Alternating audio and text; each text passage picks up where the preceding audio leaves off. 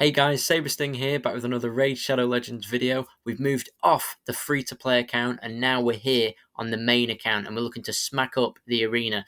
In this video, I'm going to be showing you how you want to be progressing from Gold 1 all the way up to Platinum Arena, what kind of champs you should be using, how you should be going about it, different strategies, and I'll be showcasing really three main teams: my fast team, my tank destroyer team, and also a cardinal team in there to beat any kind of pesky odd champions you might be struggling against. So let's get into the video. There's an area of the game, Arena, in Raid Shadow Legends, and when you get to the mid game slash kind of later game, it becomes really tricky if you don't know exactly how to make your teams, because obviously, look here, I thought this is the perfect time to be doing this video because we're on a reset. It's just been reset, and obviously I've not been on this account for a while, so I'm down in Gold 1. Usually I'm up in Gold 5. Not quite enough to get to Platinum yet. I'm not quite at that end game level, but I'm comfortably in Gold 5, very comfortably. So hopefully we can do this kind of arena smackdown every week. Hopefully it should give you a few ideas on what teams you can be making and how to do better in arena, get that Great Hall leveled up, and get Arbiter and Ramen a lot quicker. I've got three main teams that I use in arena, and I'll get them up for you now and show you. So basically, I have this tank destroyer team. This is going to be the team that you want when you're coming up against slow teams, really slow teams that are really slow and tanky. So I'll try and find an example of this. This one here, Ultimate Death Knight, Hakorn, Ronda, and Madame Ceres. There's no speed in this team whatsoever, none. And I use this team because I've got a speed up with Arbiter and an increase attack, and then I can strip off with Madame. So I can strip off any extra buffs. Maybe it's a shield set, it's an increased defense at the beginning of the battle, something like that. And I use Madame to just strip all of them off. Ideally, we'd have someone with like a weaken in here as well, but we're just going with Lysandra just to make sure that we do outspeed them, because Trunda is very slow. My Trunda is very slow. I've just got a build for pure damage. But it shouldn't be a problem against these teams because I pick out specifically who's going to look really slow. Like, look, this team here is slow. I was right. So we go with Arbiter, get our increased attack up.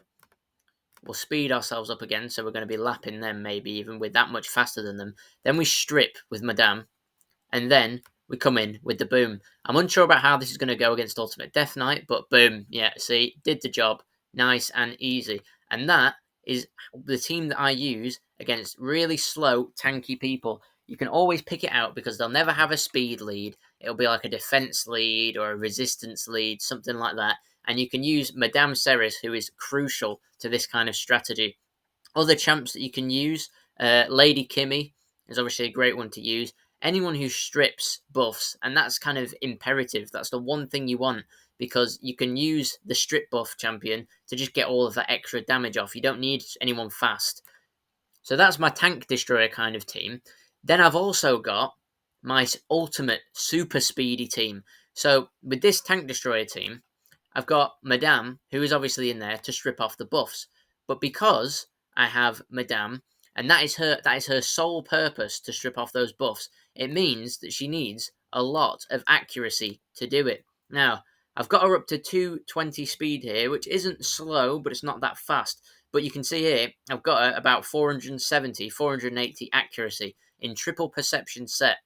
This means she's quick enough, but she's not super fast. So if I'm against a really fast team, I can't use Madame and then go into Trunda because I'll end up getting cut in line.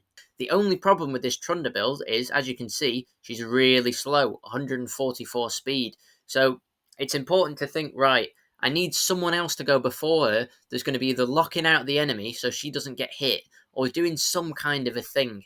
Just something. I've got her in Savage gear, which means she's going to hit even harder here, and Divine Offense gives her a bit of a shield and more attack. But the main thing is, with her masteries, I've got her in Helm Smasher. These are all my masteries for Trunda. She is the best damage dealer that I've found, and I've got quite a few good damage dealers. But if you don't have her, obviously there's plenty of alternatives. I was using Skull Crown for ages. Skull Crown is amazing. Really good for the arena. If you don't have Skull Crown, let me show you my other damage dealers. I've got Mashald is good. He's more of a control champ though. Cleopteryx you get for a login. She smacks quite hard. She's a really good damage champ. Anyone else here worth pointing out? Leorius, obviously. I'm lucky to get him, but if people don't have him because he's a Void Legendary, then fair enough. And that's really the main damage dealers that I've got on my account. Obviously, you can get a bit creative with it and use someone like a Ruel, but I wouldn't really recommend it.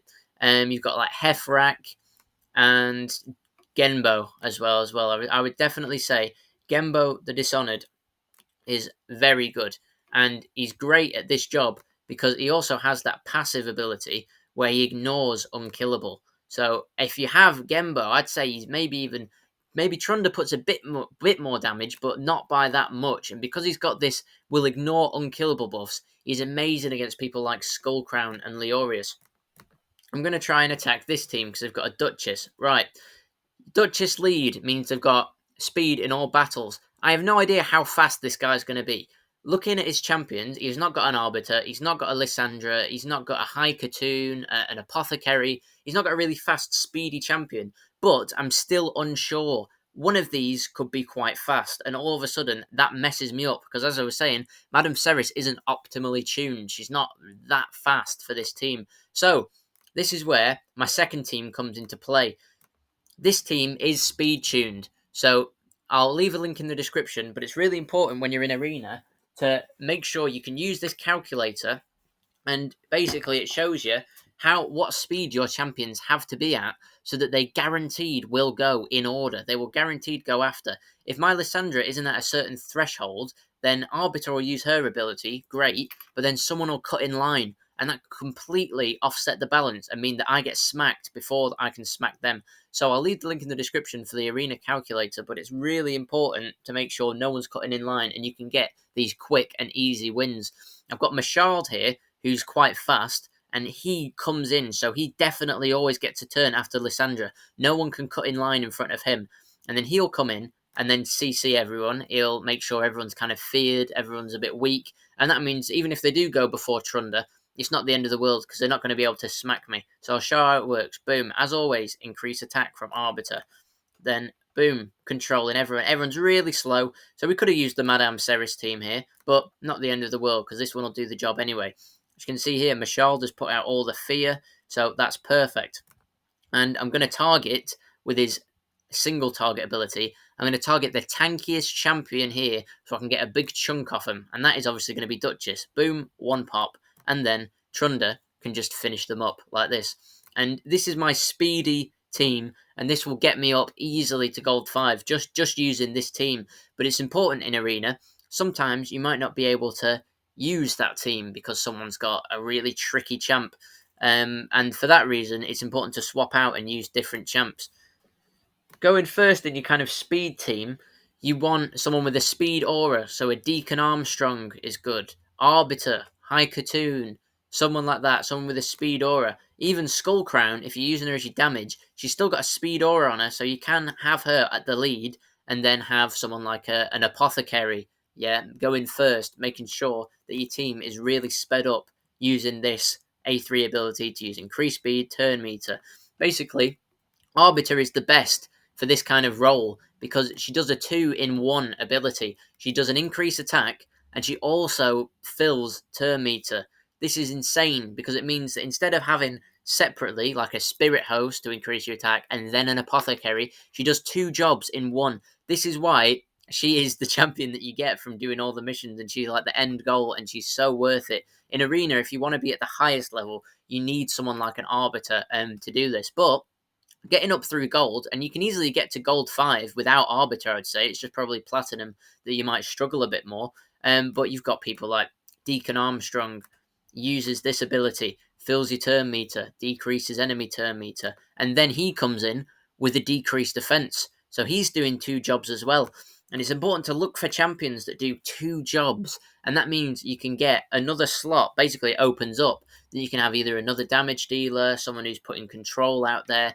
It's absolute. Deacon is an amazing champion for Arena, and you can get him for free by using a promo code, which is amazing. I've pretty much noted all of the really good speed up champions here. Sylar is also good from, I think she's Dark Elves Void Affinity. I'll try and find it. If I had her, I would actually use her, but I've got Lysandra who's good enough anyway.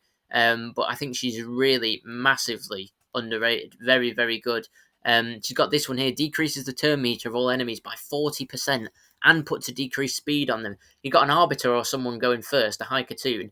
Then you've got Sylar, boom, that they're not getting a turn, and that frees you up to use whatever you want and basically just destroy them. To kind of replace how I've got Mashald here, I've not really got him as a damage dealer. It helps that he smacks quite hard, but I've got him more in that kind of control spot, to kind of stop anyone from cutting in ahead of me, and make sure that Trunda can easily get a hit away and finish off whoever's there. So good champions that can fill in this spot. Mainly it's anyone with an AoE CC, so an AoE block active skills, an AoE fear, an AoE provoke, something like that. Amazing champions that do this. You've got, for free, you've got Ninja. He does this AoE freeze. Really reliable and really good. I was using Ninja in Arena up until like Gold 4. Really good. Ninja is great in all aspects of the game, and he's also great for Arena, and people don't use him really in Arena, but he's great for there. Visix, incredible for the Arena. Absolutely amazing. And you might think she's great in other areas of the game as well. This is why these two champions, they were free to get. If you've not got Ninja, then unlucky. But you've got Visix, who you can get from the login. And she's amazing in dungeons, carries you everywhere. And she's got this on a 3-turn cooldown, single target. It's a guaranteed provoke on all enemies. So again, as long as you've got her accuracy built up good enough, I mean, for the kind of gold 3, gold 4, gold 5 kind of arena, you really want to be having about 250 might be a bit low. 280 to 300 accuracy, I would say, would get you easily into like gold 4. Gold 5, obviously, it depends, because you can get some people in gold 5 that are way too strong and that have just come out of platinum, and you can also get the ones that are kind of picking on the weaklings and they're not very strong themselves. And this is like more than significant. But people like that, I mean, Bystofus is another good one. He's got all block active skills. Trying to think, obviously, Umbral Enchantress, not bad as well for the AoE provoke. She's great at this.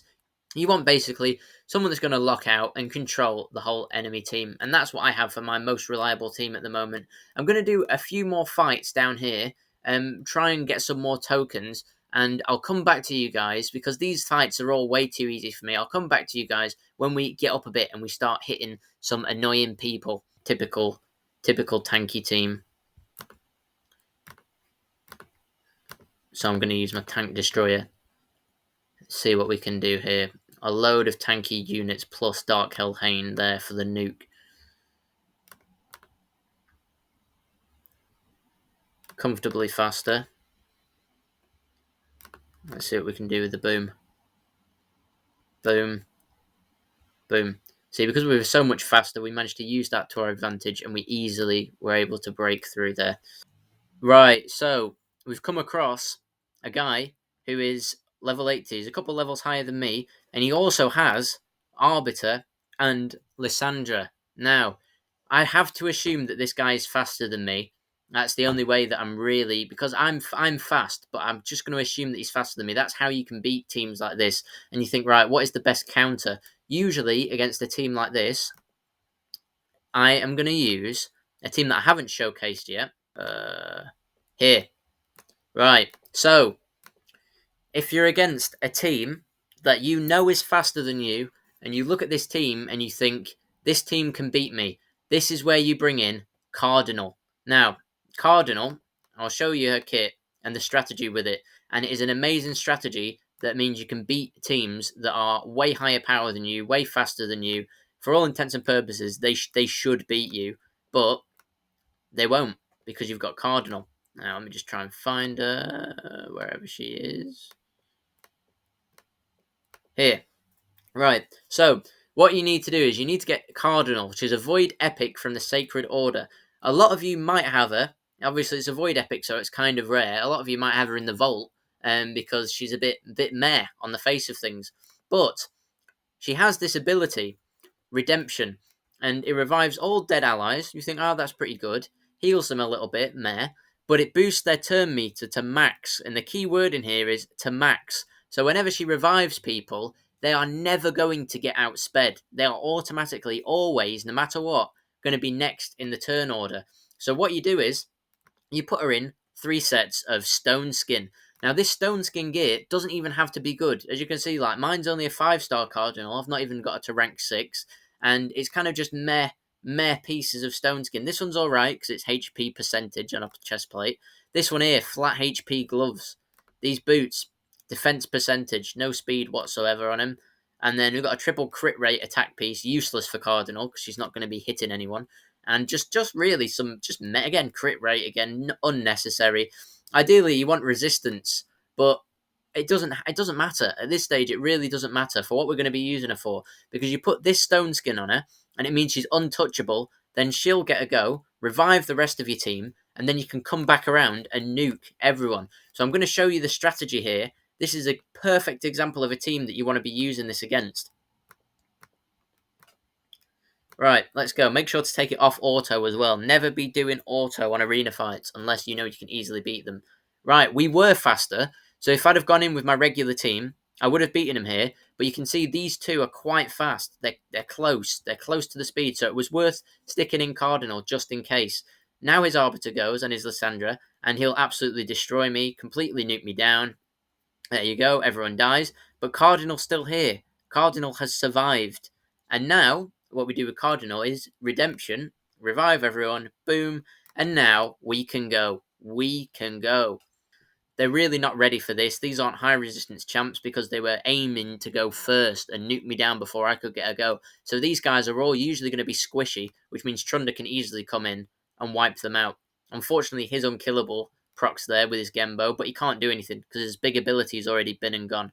So that's just easy, and we can easily clean up this fight. So that is basically the premise of using Cardinal. And any team, like I said, that you think is going to be faster than you with like an Arbiter, maybe they've got a Lysandra as well, or a Sylar, or a Prince Kaimar, someone like that.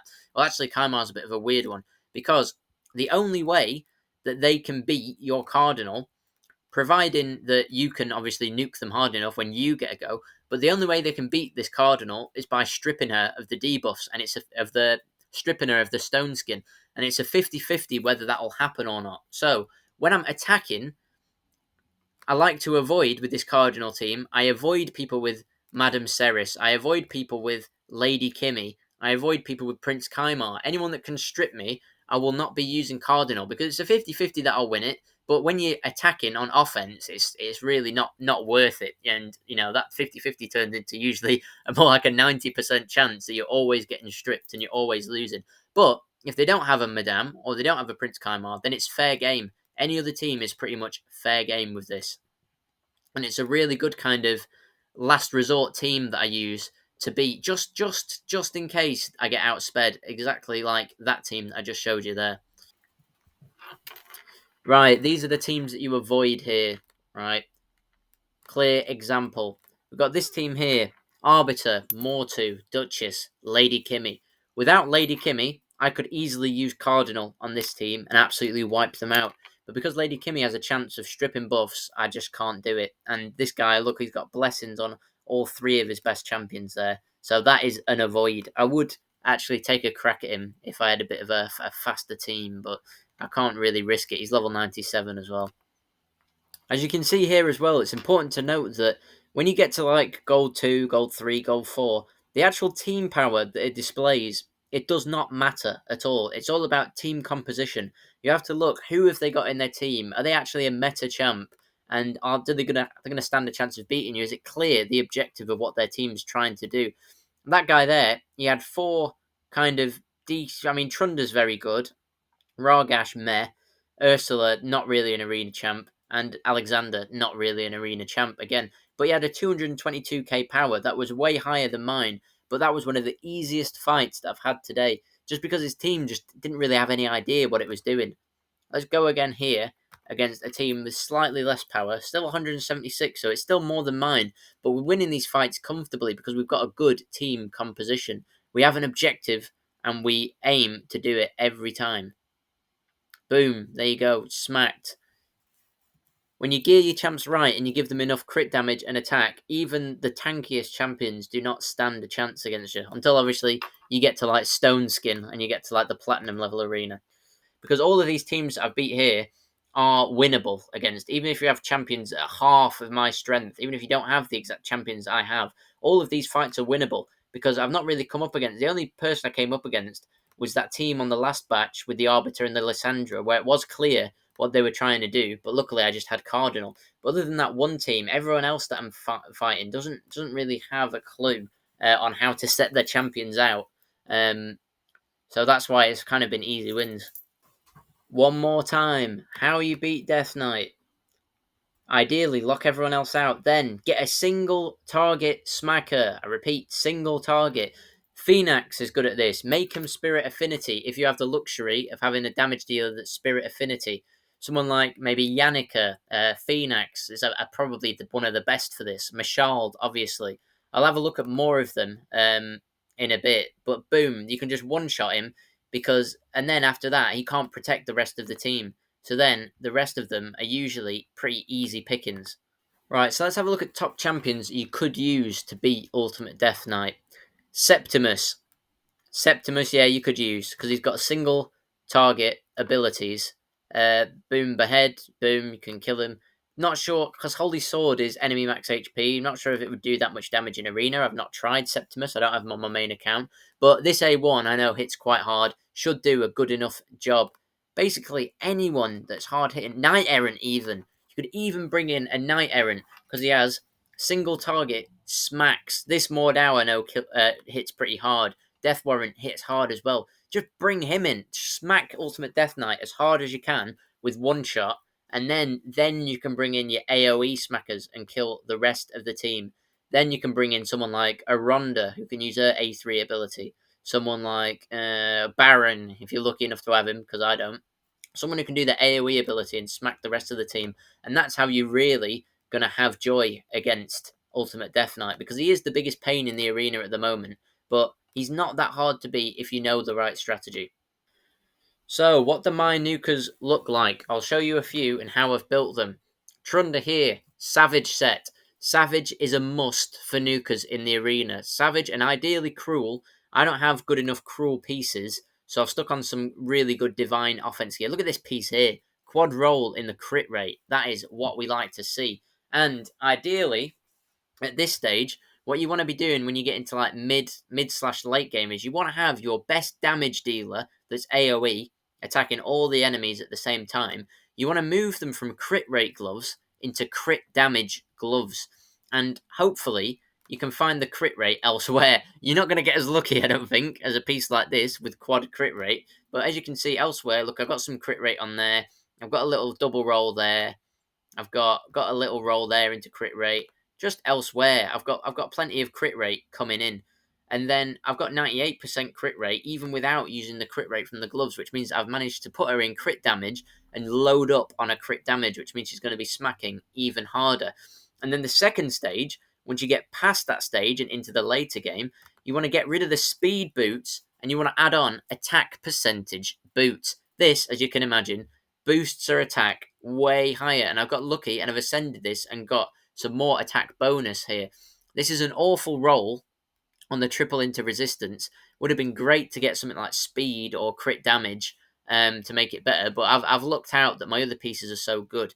Maybe I can hopefully get some Chaos Ore in the future and re-roll this, because that'll be a great pair of boots. I'm not really sure if I can get much better though in terms of the other stats. All the other stats are great, but you want really about around 150% crit damage all do for like this kind of area in the arena. My 242 is overkill, but I'm obviously shooting for the higher of gold 5. You want to make sure they have 100% crit rate or near enough, and you want to be aiming for like 4.5 5k attack.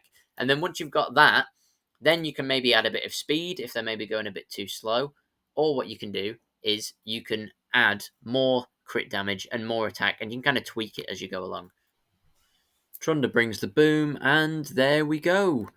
Plain sailing, we won all our fights, and we're now in Gold 2. So, that brings it to the end of today's video, guys. Tomorrow, or the day after, I'll bring part 2, and we can work from Gold 2 to Gold 3, and then hopefully, by the end of the week, we'll try and do a Platinum push, see if we can combine everything that we've been learning and doing in the arena, and get to that final, the highest level. So, thanks for watching the video, guys, and I'll see you next video.